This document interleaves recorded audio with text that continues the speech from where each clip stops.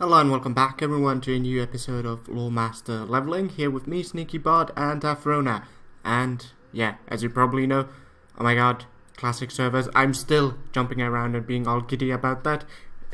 48 hours have already passed and I'm still giddy about it. But anyway, let's level up in the non-classic version of Stranglethorn Vale. We are supposed to kill Baliama, or wait, not Baliama. I was confusing that with the panther we're supposed to kill after we're finished with the Shadow Maw Panther. Let's get a Baliama trophy and a Ziatajai trophy and some Skullspit Mojo and kill some panthers. But yeah, so in today's episode what we're going to talk about finally are the Zandalari Troll Wars, or also known as the Zandalari Wars or the Zandalari Invasion. What are those? So in honor of the next expansion of us, as Horde at least, going to Zandala, we're going to talk about them. Anyway, yeah, before I interrupt myself again, what are the Zandalari Wars? They are basically the Zandalari invasion, probably the first invasion of them, into Pandaria. So, what's the background here? How did the Zandalari come to be in Pandaria? Well, the Zandalari are the first big empire. Let's try and pull this guy to us. On Azeroth with the Mogu. And they both realized that they didn't really like each other, but neither could they defeat each other. So the problem was basically, both of them think they're the best, but if they try and figure out who is actually the best, they end up probably weakening each other to the point that other lesser races like the Mogu using Hosen, Pandaren and all the other guys as slaves, that they will rebel, and then there will be no Mogu Empire left and probably the Zandalari will crumble too. So instead what the Mogu and the Zandalari did was they had a tacit alliance. So they said, we will not interfere with each other. We will just have a non-aggression pact, as it were. Think of this as the World of Warcraft version of the Molotov-Ribbentrop Pact. They basically said, instead of conquering each other, let's conquer the world. Like, divide it up and conquer it, not together as an alliance, but just separately. And at some point, one of the Zandalari high priests decided that, hey, this guy's name was Sulathra, by the way. Hey, let's offer a formal alliance to the Mogu because they can teach us stuff that we don't know how to do yet, and we can teach them stuff that we don't know how to do. And they actually formed an alliance which basically crumbled when this is still the backstory, by the way, which crumbled when Lei Shen, the Thunder King, said, I'm going to go and invade Uldum. And as we all know, since the Cataclysm, Uldum is a super weapon designed by the Titans to wipe out all life on Azeroth. And the Tall Weir, who lived in Uldum, what they realized was when the Zandalari delegation led by Sulathra and the Mogu armies are coming, they can't defeat them in conventional battle. So they tweak the settings of Uldum a bit and wipe out all life in Uldum instead. Because Uldum used to be a jungle, just like this, but now it's a desert. And it's a desert because of that invasion. And the legacy of that invasion then is that the reason we couldn't go to Uldum, before Cataclysm that is, was that the Tall Weir shrouded every entranceway into Uldum with magic to make sure that nobody would ever think of conquering it again, so that they wouldn't have to use Uldum again to cause that much destruction, because when they did use it, it literally wiped all life. Every single member of the invading armies, every single plant, everything in Uldum, and turned it into a desert. So, then what happened was the Zandalari weren't very happy about this, and the Pandaren were already starting a revolution and had toppled the Mogu government. And there was internal strife in Zandalar on how to proceed with the next step, and this is what triggers the invasion.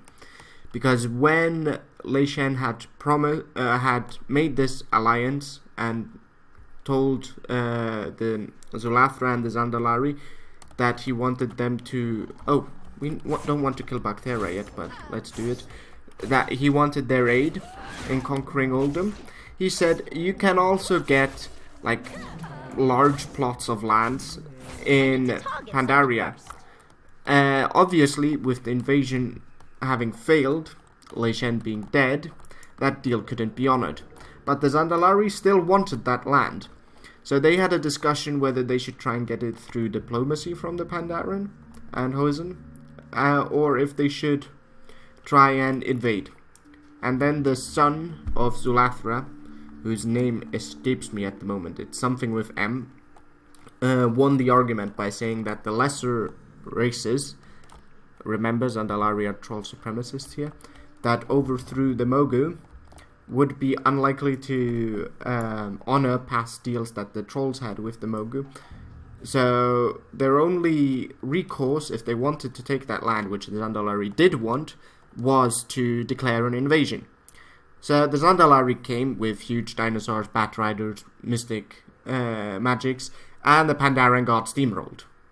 Until the Pandaren formed the Order of the Cloud Serpent. So what happened was that especially the troll bat riders were proving very, very difficult for the Pandaren to actually fight against.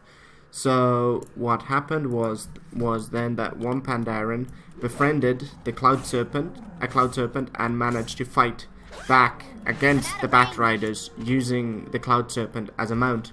And they trained more of them, and those became the Cloud Serpent Order. Yeah, the one that we are basically grinding reputation with if we want... Let's see, I've got these mounts. Where are these mounts? These lovely mounts. Wait, let's go here. Cloud, yeah, complete EP in here, but these guys. If we want these guys basically, you needed to get them, you needed to grind reputation with the Cloud Serpent Order, which was formed during the Troll invasion.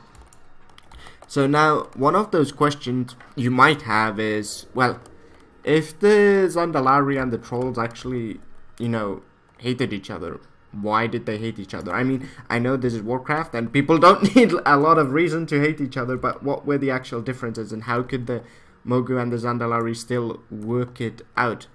So basically the main difference between the two of them is that the Mogu use slaves, and that's how their empire was built. They're basically saying, if we can force you into slavery, you're a lesser race, and that's why we deserve to be your overlords. Whereas the Zandalari, they frowned upon that.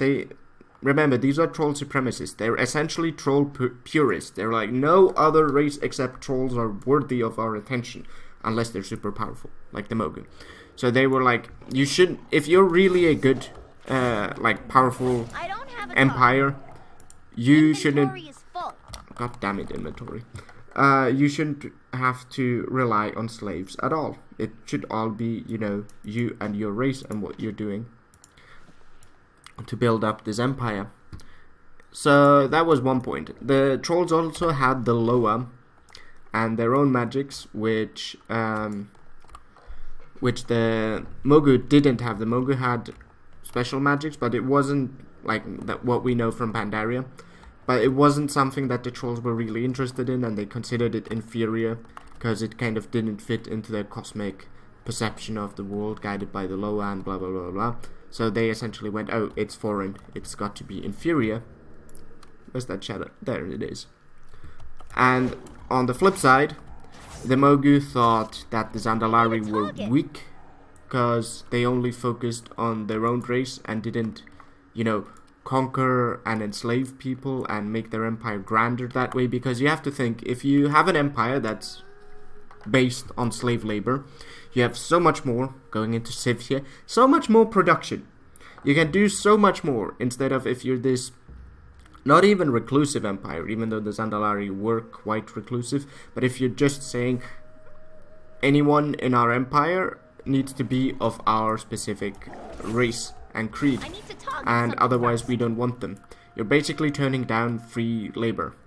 And the Mogu couldn't really understand why the Zandalari would do that.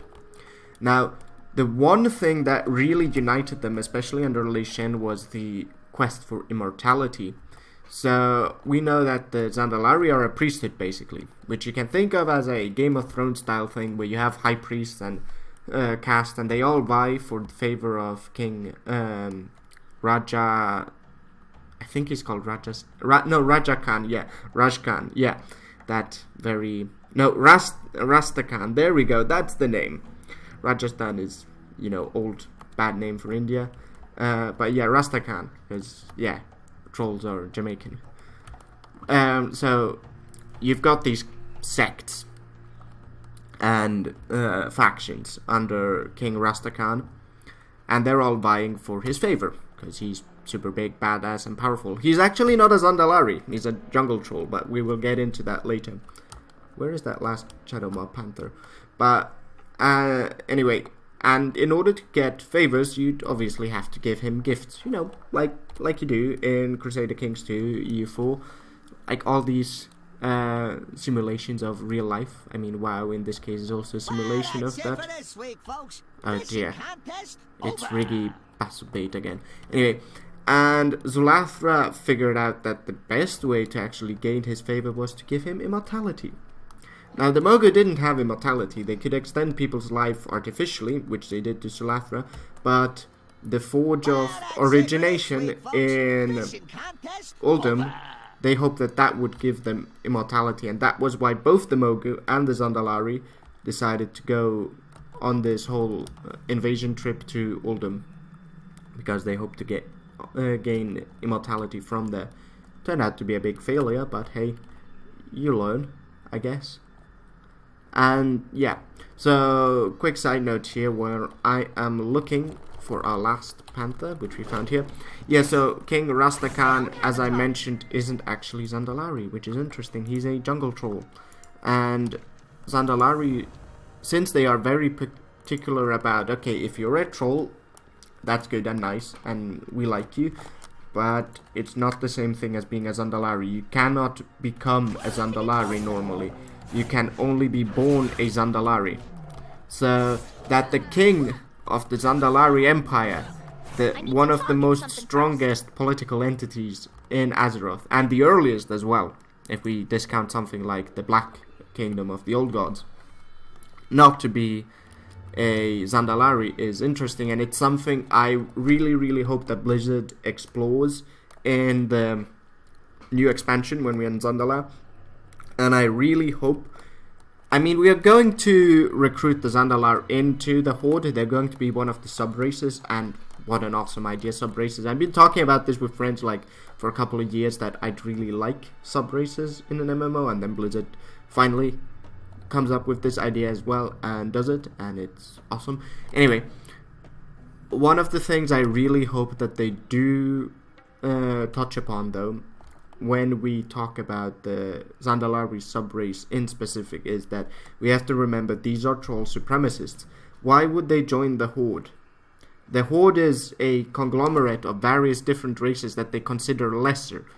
Yeah, sure, we have the Darkspear, but last time the Zandalari tried to unite the troll empires, which was in Cataclysm, when they gave Jindo, the Godbreaker, the task to do this with the Gurubashi and the Amani, Vol'jin just walked away and said, like, you know, I'm not okay with this plan, and they questioned his loyalty to his people, and he said, my people are the Horde. Yeah, badass Vol'jin, great. But sure, Vol'jin is now dead, or Darkspear never die, but he's somewhere, not on this physical realm or plane. And what I hope is now is that the Zandalari will basically be very cold-shouldered towards the Horde and say, you know, you pissed us off last time we wanted to do something. You are cohorting yourself with lesser races. We are actually way more powerful and, you know, worthy of respect than you are. And this whole idea of the Horde doesn't really mesh with our troll supremacy type idea. And that the only reason we would actually join together with them is to counter the corruption that is in the Zandalari Empire with probably one of the old gods, and that there's going to be lots of tension between the Zandalari and the trolls. I mean, I think for the player characters, the Zandalari player characters, it's probably going to be something like, well, meh, we need the Horde's help, and we've grown to, you know, see them as loyal and trusted friends. But for the NPC characters, I hope there's going to be some tension here, because this is just like prodigal son returns type scenario, and there needs to be some grumpiness and frumpiness about this. Anyway, what is our timer? We still have time. Great. I'm just speaking super quickly. It feels like I've spoken so much. Where do we want to go? We could go back to Grumgold base camp. We probably should, because I need to sell due to inventory issues. So yeah, that is what I expect from the Zandalari part of this expansion for the troll, for the Horde, and especially the troll part of the Horde. And can I just say, I'm also super excited about being able to play a Nightborn. More elves in the Horde is definitely what is needed. Oh, we need these Crocodile skins as well. Let's grab them too. But yeah, more elves in the Horde is definitely what is needed. I'm, after all, a big Blood Elf fan. Where were the Blood Elves in that cinematic? I wanted Loremaster Theron just to charge in and save Sylvanas, but alas, that was not to be. And what happens with the Blood Elves like Silvermoon after Lordaeron falls? Because, I mean, yeah, we burned down Teldrassil. Oops. No, a big fan of that. Like, a big fan of the, like, decision to do it, but not a big fan of as a Horde player who actually, like, doesn't have a problem with the Alliance. Yeah, but what happens with Silvermoon now that Lordaeron has fallen? Will Anduin just say like, yeah, I respect the old borders of the human kingdoms and Silvermoon is fine? Or will he just try and push in there? I hope he tries, because that would actually force Blizzard to put Blood Elves back a bit more center stage into the lore. Because, I mean, I've been missing me some belts. And it's good that we have the Nightborn now as well, to increase the elf presence in general in the Horde. Also really like the High Mountain Tauren. I mean, they're not my favorite, but I really like the model and the story and how it kind of fits with the War of the Ancients, because I really like the War of the Ancients. Both the book series and just the lore in general behind it. And yeah, what other sub-races did we have? We had the High Mountain guys, the Nightborn, the Zandalari. Did we have any more? Because like, you have the Lightborn, the Kultirasi are not their own sub-race. The Dark Iron Dwarves. We're going to recruit them for the Alliance. Who else? There was... Damn it, I've forgotten all of this. Yeah, but they were the Lightborn, the Dark Iron. I need to have a look at who else is in the Alliance. I just focused on the Horde once again. But there's cool... Oh, the Void Elves! Yes, because I really like the Void Elves and Illyria. So yeah, the Void Elves are in the Alliance as well. So that's it. But I'm super excited about the new expansion. I hope you are too. Definitely going to buy it. Definitely going to be torn about where to play, Classic Realms or Retail. Probably both. And not ending up doing anything for the entire expansion, just like I did in Legion. Just enjoying leveling in general. Well, for Legion, enjoyed leveling and Iron Manning and a bad internet connection, so ended up not playing much of Legion at all. And now that I'm back into the lands where internet actually works, I'm like, gearing up, raiding. Yeah, I like the idea of the community behind it, but really I've been out of the raiding game ever since Firelands, and let me tell you, it's hard to get back into it. I really want to, but it's really hard to get back into it if you don't hop on that like expansion train super quick. So that is our plan for not for Legion. That train has already gone for Battle for Azeroth. That I'm actually going to start raiding again in some shape or form. Probably not in Classic, because I like Classic from a leveling and dungeoneering perspective, but I don't like the class balance in it necessarily. So I think that's where I'm going like, it's not worth it to try and raid in Classic because of it, but it's still going to be fun nonetheless. Probably going to try and raid in Retail actually. Alright, but yeah, if you're going to join... No, I do not want to join your guild. I thought I already turned these off. But nice name, Sanctorum. I don't need Sanctuary though. But yeah, if you're planning on playing on the classic servers, playing exclusively on retail servers, or both, just pop down a comment and let's see if we can't meet up. Anyway, that was it for the episode. My alarm went off there. So, as always, you have been absolutely awesome. I do hope that you enjoyed this episode. Do give me a like and do subscribe. My name's been Sneaky Bart, and I will see you in the next episode.